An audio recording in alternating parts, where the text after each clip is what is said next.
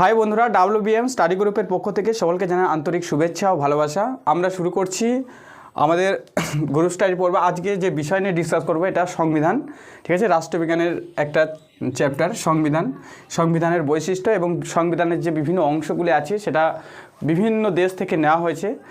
প্রথমে বলি যে ভারতের যে সংবিধান এটা হচ্ছে বৃহত্তর সংবিধান, পৃথিবীর মধ্যে লিখিত বৃহত্তর জটিল সংবিধান, ঠিক আছে। এই সংবিধানের অনেক বৈশিষ্ট্য আছে। সংবিধানের অংশগুলি বিভিন্ন দেশ থেকে নেওয়া হয়েছে। আচ্ছা, শুরুতেই এই সংবিধান তৈরি করে গেছেন ডক্টর BR আম্বেদকর। শুরুতে ভারতের সংবিধানের মোট ধারা ছিল 395টি, যেটা বর্তমানে 448টির কাছাকাছি, ঠিক আছে। আর তালিকা 8টি, ঠিক আছে। ভারতের সংবিধান তালিকা ছিল 8টি। আচ্ছা, ভারতের সংবিধানের একটা বৈশিষ্ট্য, অনেক বৈশিষ্ট্য আছে, তার মধ্যে একটা অন্যতম বৈশিষ্ট্য হচ্ছে মৌলিক অধিকার, ঠিক আছে। সংবিধানের 3য় অধ্যায়ে 12 থেকে 35 নম্বর ধারায় 6 শ্রেণীর মৌলিক অধিকারকে নাগরিক মানে স্বীকৃতি দিয়েছে আর কি, নাগরিককে আর কি, মানে মৌলিক অধিকার 6টি। আচ্ছা, মৌলিক কর্তব্য 11টি আছে। ভারতের সংবিধানের মৌলিক কর্তব্য আছে 11টি। 370 নম্বর ধারায় 2019 সালে কাশ্মীরকে এবং 371 নম্বর ধারায় 370 নম্বর ধারায় কাশ্মীর এবং 371 নম্বর ধারায় আসাম, মণিপুর, সিকিম রাজ্যের সাথে মানে ভারতের সংবিধানের মানে এই সমস্ত রাজ্যকে একটা স্বীকৃতি দিয়েছে আর কি ভারতের সংবিধান। আর কি ভারতের সংবিধানের অন্যতম বৈশিষ্ট্যগুলির মধ্যে একটা হচ্ছে প্রাপ্তবয়স্কদের ভোটাধিকার, ঠিক আছে। যে 18 বছর বয়স হলে প্রত্যেক নাগরিক ভোটাধিকার পাবে, ঠিক আছে। আর সংবিধানের বৈশিষ্ট্যের মধ্যে অপর একটা বৈশিষ্ট্য হচ্ছে যে দলতক বিরোধী আইন। 1985 সালে 52তম সংবিধান সংশোধনের মাধ্যমে এই দলতক বিরোধী আইনটি পাস হয়েছিল, ঠিক আছে। আর বিভিন্ন দেশের, আমি বললাম যে বিভিন্ন দেশের অংশ থেকে, সংবিধানের অংশ থেকে আমাদের ভারতীয় সংবিধান তৈরি হয়েছিল, ঠিক আছে। ওগুলো নিয়ে আমরা ডিসকাস করি। আমাদের যে বিভিন্ন দেশ আছে, সেই দেশের মানে যে অংশগুলি থেকে ভারতের সংবিধানে মানে অংশগুলি ভারতের সংবিধানের মধ্যে আনা হয়েছে। যেমন এখানে আমেরিকা যে বৃহত্তর সংবিধান, সেখান থেকে যে প্রস্তাবনা, ঠিক আছে। আর লিখিত সংবিধান, আমেরিকার সংবিধান ও লিখিত সংবিধান, ঠিক আছে। এই ধারণাগুলি আমেরিকার সংবিধান থেকে এসেছে।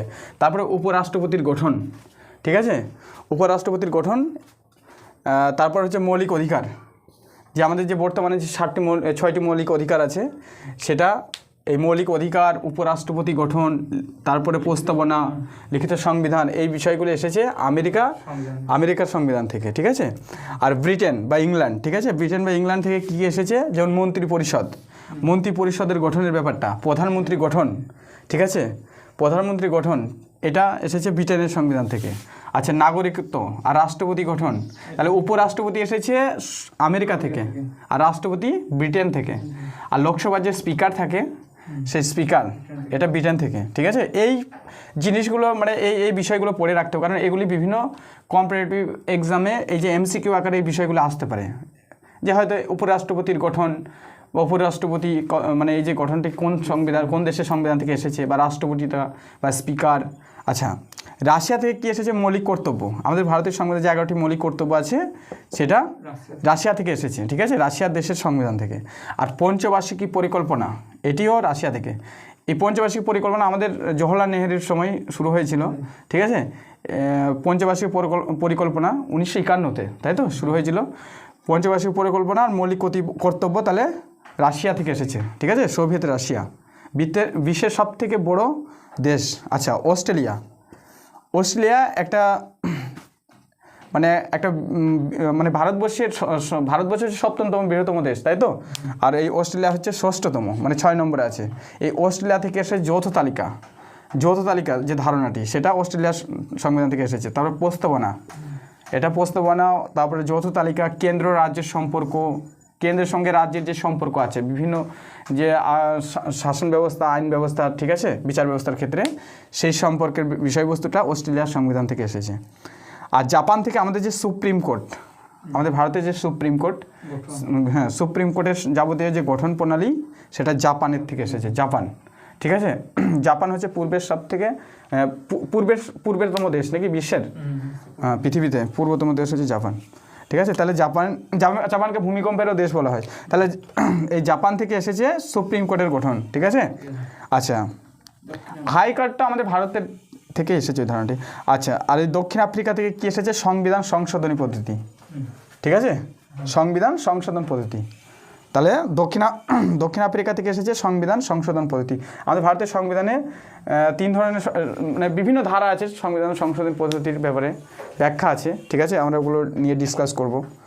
কানাডা, আয়ারল্যান্ড, ফ্রান্স, জার্মানি, ঠিক আছে, এই সমস্ত দেশ থেকেও মানে সেই দেশের সংবিধান থেকে ভারতের সংবিধানের মানে যে অংশগুলি আছে সেগুলি নেওয়া হয়েছে আর কি। যেমন যুক্তরাষ্ট্রের শাসন ব্যবস্থা কানাডা থেকে নেওয়া হয়েছে। কানাডা হচ্ছে বিশ্বের 2য় বৃহত্তম দেশ। ঠিক আছে, বিশ্বের মধ্যে সবথেকে বৃহত্তম দেশের নাম হচ্ছে রাশিয়া, 2য় নম্বরে আছে কানাডা, 3য় নম্বরে আছে উত্তর আমেরিকা। ঠিক আছে, ভারত আছে 7তম বৃহত্তম দেশ। ঠিক আছে, আর 4র্থ নম্বরে আছে চীন। আচ্ছা, আর কেন্দ্র রাজ্যের ক্ষমতা বন্টন এটা কিন্তু কানাডা থেকে নেওয়া হয়েছে, আর যুক্তরাষ্ট্রীয় শাসন ব্যবস্থা এটা। আচ্ছা, আয়ারল্যান্ড থেকে, এটা কিন্তু ইম্পর্টেন্ট খুব, আয়ারল্যান্ড থেকে যে নির্দেশমূলক নীতি পরীক্ষা আসে, যে নির্দেশমূলক নীতি সংবিধানের অংশ, এটা কোন দেশ থেকে নেওয়া হয়েছে আর কি? এটা আয়ারল্যান্ড থেকে। এছাড়া রাষ্ট্রপতি যে নির্বাচন, এই ব্যাপারেও ব্যাখ্যা আয়ারল্যান্ডের সংবিধান থেকে নেওয়া হয়েছে। আচ্ছা, ফ্রান্স থেকে নেওয়া হয়েছে প্রজাতন্ত্র ও সাম্য। ঠিক আছে, ফ্রান্স থেকে প্রজাতন্ত্র ও সাম্যের নেওয়া হয়েছে। এই ফ্রান্স, তারপর ইংল্যান্ড, রাশিয়া, চীন, ঠিক আছে, আর আমেরিকা, এই দেশগুলি, এই 5টা দেশ হচ্ছে সম্মিলিত জাতিপুঞ্জের সদস্য রাষ্ট্র। আচ্ছা, জার্মানি থেকে নেওয়া হয়েছে জরুরি অবস্থা। ঠিক আছে, একটা মৌলিক অধিকার, সেটা মানে জরুরি অবস্থা যে মৌলিক অধিকার, এটা জার্মানির সংবিধান থেকে নেওয়া হয়েছে। আর আমাদের মানে 352 নম্বর ধারা অনুযায়ী জাতীয় জরুরি অবস্থা, মানে জরুরি অবস্থা তিন প্রকার আছে, যে জাতীয় জরুরি অবস্থা, সাংবিধানিক অচল অবস্থা, আর হচ্ছে আর্থিক জরুরি অবস্থা। মানে 352 নম্বর ধারা অনুযায়ী জাতীয় জরুরি অবস্থা উল্লেখ আছে। সাংবিধানিক যে অচল অবস্থা ওটা 356, আর 360 নম্বর ধারায় ওটা হচ্ছে আর্থিক জরুরি অবস্থার উল্লেখ আছে। আর আচ্ছা, আর কি যে ভারত শাসন আইন, ঠিক আছে, ভারত শাসন আইন 1935 সালে পাস হয়েছিল। ঠিক আছে, ভারত শাসন আইন 1935 সালে পাস হয়েছিল। এতে কেন্দ্র রাজ্যের সম্পর্ক, এইসব ব্যাপারে ব্যাখ্যা আছে আর কি। কেন্দ্র রাজ্যের সম্পর্ক, রাজ্যপালের যে গঠনের ব্যাপারটা, ঠিক আছে, আর জরুরি অবস্থা, পাবলিক সার্ভিস কমিশনের বিষয়টি উল্লেখ আছে ভারতের এই ভারত শাসন আইনে। ঠিক আছে, 1935 সালে এটা পাস হয়। এই ভারত শাসন আইনের মাধ্যমে পাবলিক সার্ভিস কমিশনের কথা উল্লেখ আছে।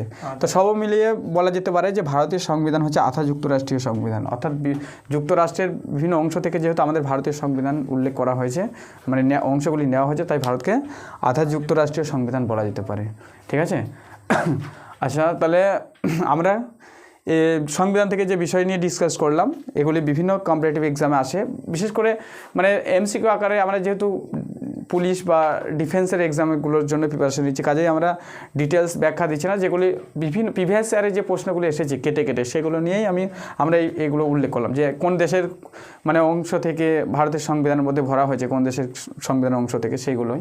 তো আমাদের যেমন ফ্রান্স, রাশিয়া, জার্মানি, ঠিক আছে, তারপরে জাপান, এই সমস্ত দেশ থেকে, আমাদের আয়ারল্যান্ড, এই সমস্ত দেশের যে সংবিধানের অংশ থেকে আমাদের সংবিধান আনা হয়েছে, যার জন্য আজকে ভারতের সংবিধান হচ্ছে বিশ্বের বৃহত্তম সংবিধান। তো বন্ধুরা, আমাদের ভিডিওটি যদি ভালো লাগে তাহলে সকলে সাবস্ক্রাইব, লাইক এবং কমেন্ট করবেন।